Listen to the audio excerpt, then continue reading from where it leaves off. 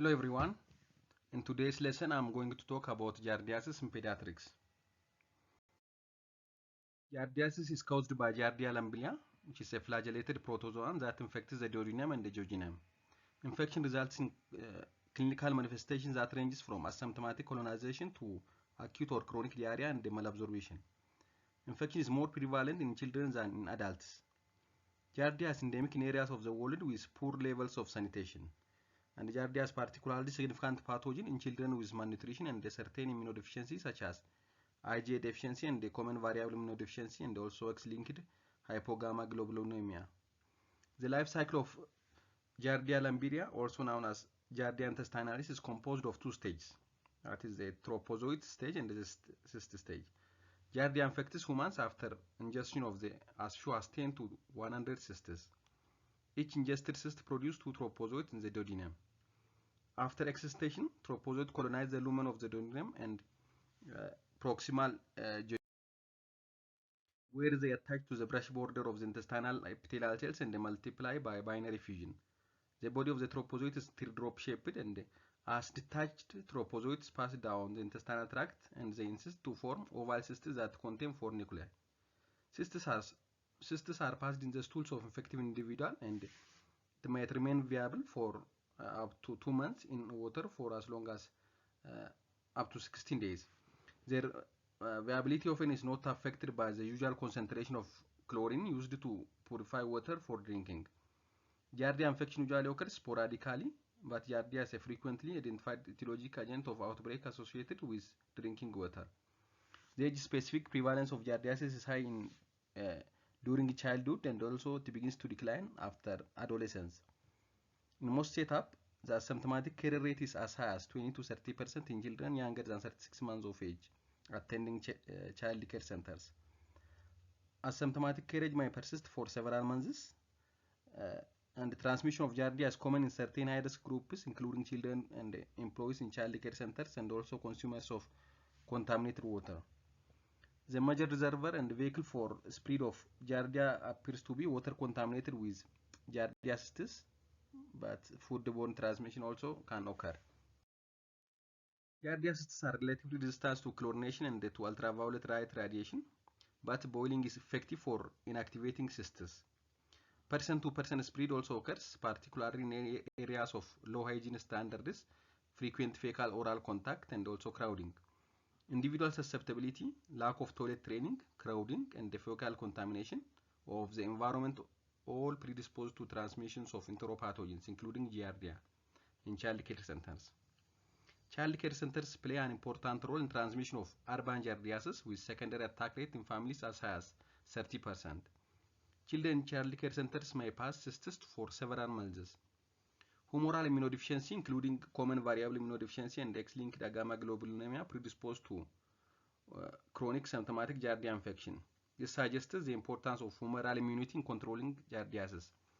And also selective IgA deficiency is also associated with Giardia infection.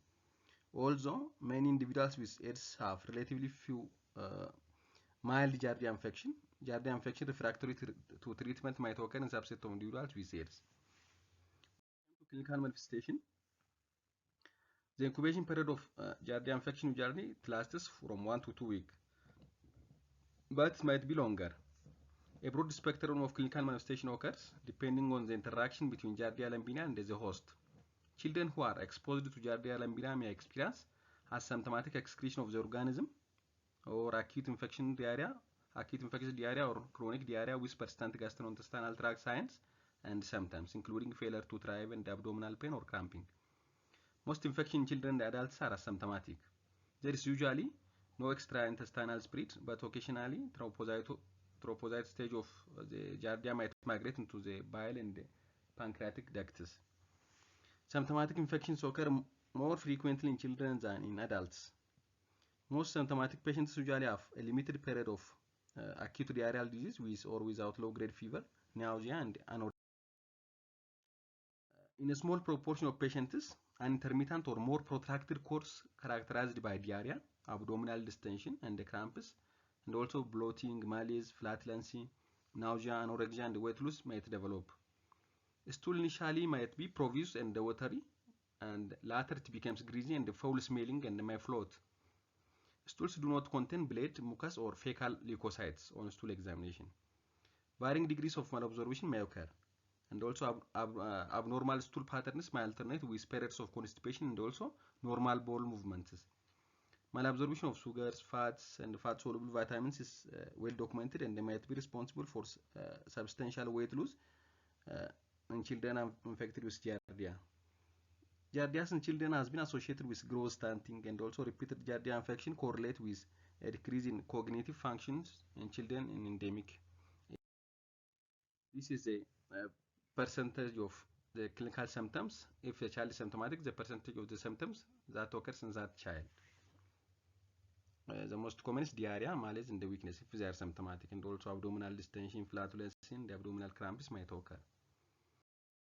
When we came to the diagnosis, Giardiasis should be considered in children who have acute non-dysenteric diarrhea, persistent diarrhea, or intermittent diarrhea and constipation, and also malabsorption, chronic crampy abdominal pain, and bloating.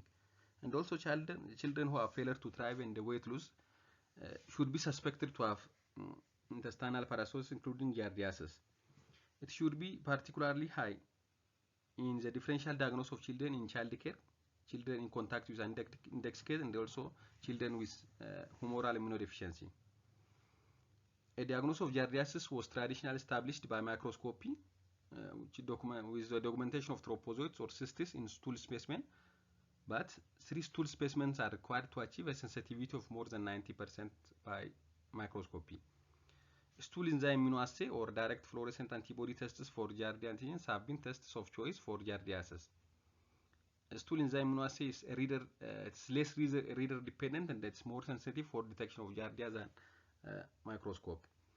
In patients with chronic symptoms in whom Giardiasis is suspected, but in whom testing for stool specimens for Giardia yields negative result, sometimes aspiration or biopsy of the duodenum or upper duodenum should be considered.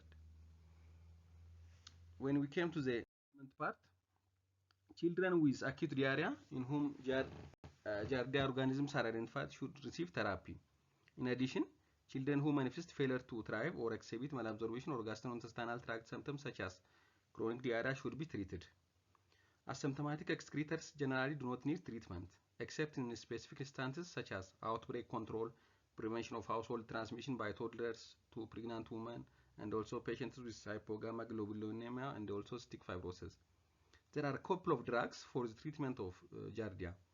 From this, tinidazole has an advantage of single-dose treatment and a very high efficacy, which is around more than 90%, while nitazoxanide has an advantage of suspension form with efficacy of 80 to 90%.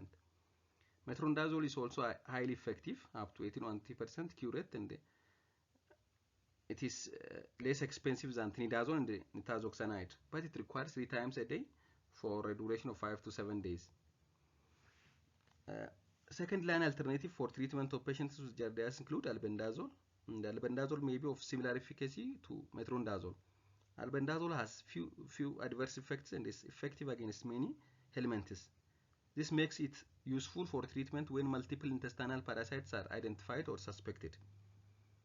Refractory cases of Giardiasis have been successfully treated with a number of regimens including nitazoxanide, prolonged course of tinidazole, or combination therapy. Most commonly 3-week course of metronidazole and quinacridine.